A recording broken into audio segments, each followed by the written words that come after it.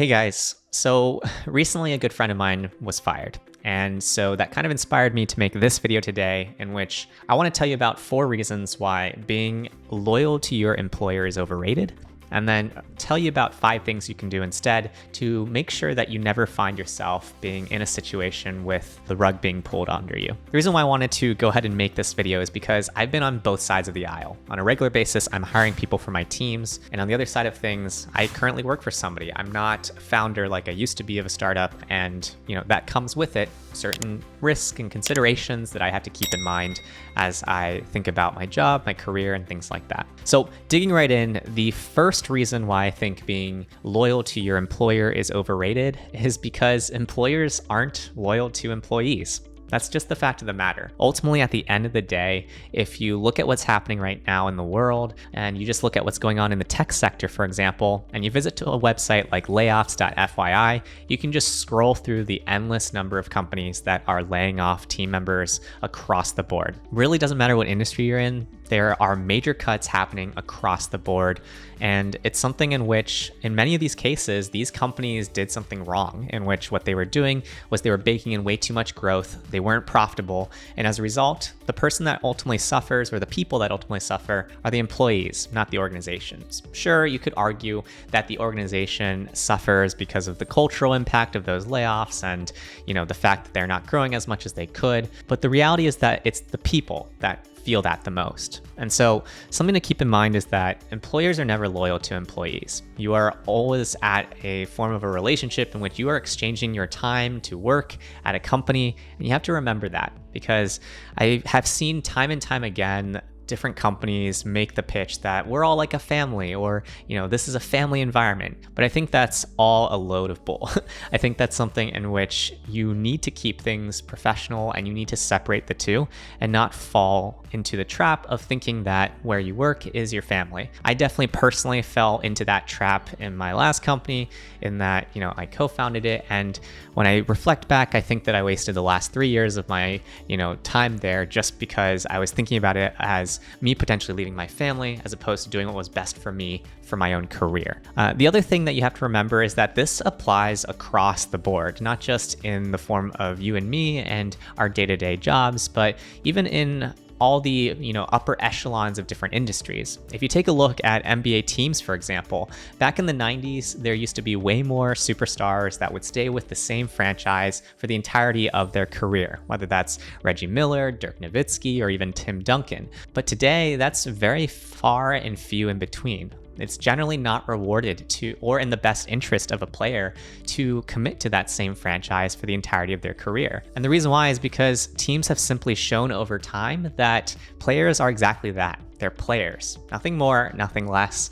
And so as a result, players have caught on. And so they have had way more control over their careers, and as a result, take the best deal available to them when it comes to free agency. So that's number 1, which is I think that employers are typically not loyal to employees. That's not to say that you can't find a place that values employees. I definitely think you can find that. And I think I'm part of a team that definitely falls into that right now. But what I want you to remember is that at the end of the day, when it's all said and done and it comes down to it, employers are going to look out for their own best interests. That's just the reality of the world. And then the second reason why I think it's important not to be overly loyal to your employer is because you're ultimately going to be paid less. In fact, in a study of Americans who changed jobs during the pandemic, 49% saw a pay bump by switching employers. In other words, they were getting underpaid by somebody else, or somebody else valued their talents a little bit more than what their current employer did. When you think about that, that makes sense, because ultimately employers, usually in the full-time world, are only baking in 3 to 5% of wage increases for their employees every single year in their financial models. In some cases, they don't even get raises at all, and it's actually on the employee's burden to deal with the impact of inflation and the rising costs across the board. So it's something in which, when you look at it time and time again, especially in the United States, and I'm making this video largely in the context of the United States, since that's the only world I know really in the world of employment, what that means is that you are leaving money on the table, which could impact you and your own personal financial goals, retirement goals in the future, or even just supporting your family or dependents and whatever it is that might be your situation. And then the third reason why I think being loyal to your employer is completely overrated is because employment is always at will in the United States. It's something in which if your boss wanted to fire you today, they could go ahead and make that happen. There's no reason or need for them to give you more than the same day's notice if they really just want to get rid of you. And so what you have to understand is that that goes both ways. When you sign that employment contract, you are also at will, in which it's polite for you if you wanted to give 2 weeks notice or even 4 weeks notice to your employer that you can do so, but you could also just quit that day. And that's something that I think has always been a little uneven, in that when employees want to move on, they are expected to give 2 weeks notice or 4 weeks notice if they're being really generous to a place they've been at for a while. Whereas if an employer is done with an employee, they typically fire them that same day, and then you sign some sort of form of severance in the case where, they want you to not sue them or go after them for whatever it is in the terms of the termination. And so that's another thing to keep in mind, is that ultimately everything is at will. You can just quit one day and vice versa as well in their direction, that they can just fire you one day. And knowing that changes the way that you think about the relationship that you and your employer have. In that if they're telling you that spiel on we're all family here, well, that's ultimately not true, because in most situations, you probably wouldn't see that happen in a functioning family. And then the fourth reason why I think being loyal to your employer is overrated is because transparency is all relative. You as an employee are always going to be subject to certain pieces of information that your employer wants to tell you. Even in my situation, I am technically a startup executive, and yet there are certain pieces of information in the business that I won't be privy to. And even in the case where, I had a co-founder in my last business, there were certain pieces of information that I wasn't privy to. Unless you are the CEO or the boss of your own business, there's no way that you're always going to be operating off of complete information. In fact, you're always going to be operating off of some sort of world of incomplete information. And that's really important to keep in mind, because even though your company, for example, can be really profitable, doing really well, they can still make calls that may not be in the best interest of their employees, just because, they think that that's the best direction for them. And so when you think about that also makes it so that you shouldn't necessarily be equally as transparent in the reverse direction. The reality is that if an employer has decided that it's time to fire somebody or make a round of layoffs, that feeling or the gut reaction from the employee is always going to be one that comes a little blindsided. Even if that employee has been told over the last few weeks that their performance could be better and things like that, I can tell you firsthand that having done different rounds of layoffs in the past as a manager for teams, that it always feels like a blindside.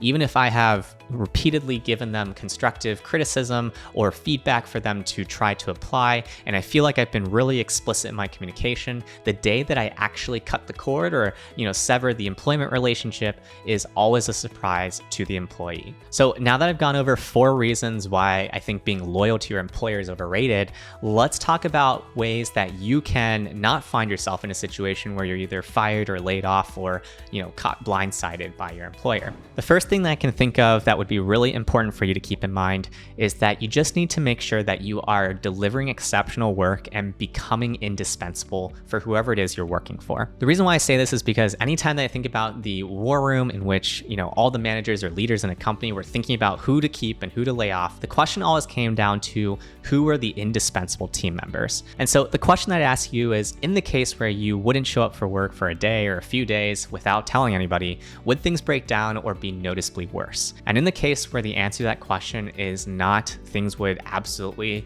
get to a stopping point or be a lot worse in outcomes, then it means that you're not indispensable enough. The best ways to be indispensable is to go beyond the call of duty of what exactly is in your job description. It's taking what your boss has given you and it's doing even more than that, just to show just how valuable you are to them. The second thing that I tell you to do is to keep a door open regardless of how happy you are in your job. In other words, keep a pulse on the market, especially in times like these in which there's a rising interest rate that are often highly specialized knowledge worker sort of roles. You want to get a pulse on the market, because what that means is that in the case where people are having to strip back their teams and really downsize or right size their businesses, it means that every single employee is more and more important, which means that other companies are going to be willing to pay more and more than ever before for your skills. And that's especially the case in the United States. In fact, if I just look at digital marketing, for example, I've noticed how in the last 2 or 3 years alone, an entry-level digital marketer used to make maybe 75 grand a year and is now making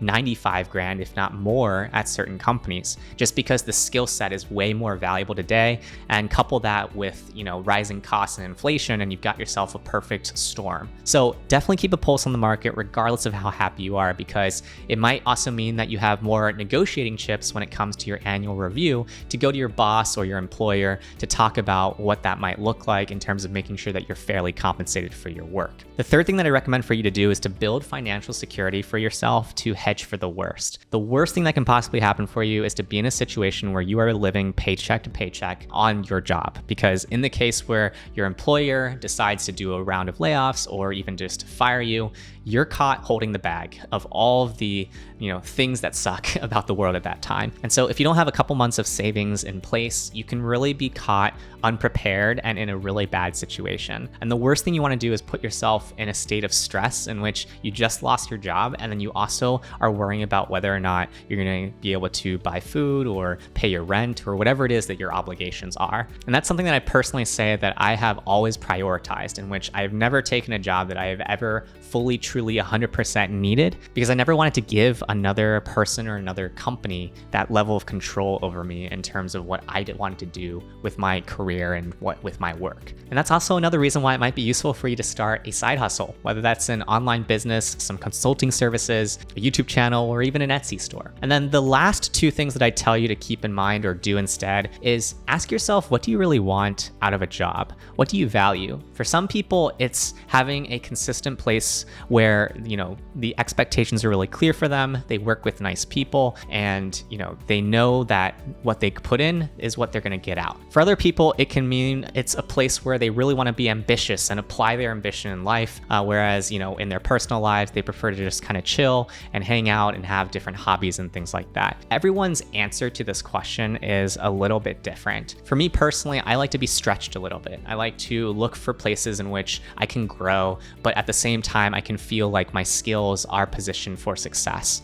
For you, it might be something different. But what I'd ask you is, have you felt like you are making an impact, and have you been productive in the day? Ask yourself those two questions when it comes to what it is that you want out of a job. And in the case where most days that is yes, it probably means that you're in a place where, you'll be pretty content or pretty happy with what you're doing for work. And then the last thing that I tell you to do is don't fall for the family trap. In the case where you work for small businesses, there's going to be tons of times when, your boss is going to be telling you about how you should take one for the team or how you should do certain things because we're all family here. Don't listen to that. It's all a load of baloney, and it's something that is ultimately an unfair trade to you. And it's something in which you need to be wary of that, because it's usually a red flag, to be honest, in terms of, who it is that you might be working for. So there you have it, a little bit of a different video today, but I wanted to make it because a really good friend of mine got fired the other day, and I'm honestly surprised. So I just wanted to get this message out there because I feel like some people feel a little bit lost when that happens, and hopefully this can help a person or two. So that's all I got today. In the case where you got value out of this video, like it so that other people in this situation can find it, and then check out my video over here where I dug into when it might be time for you to quit your job.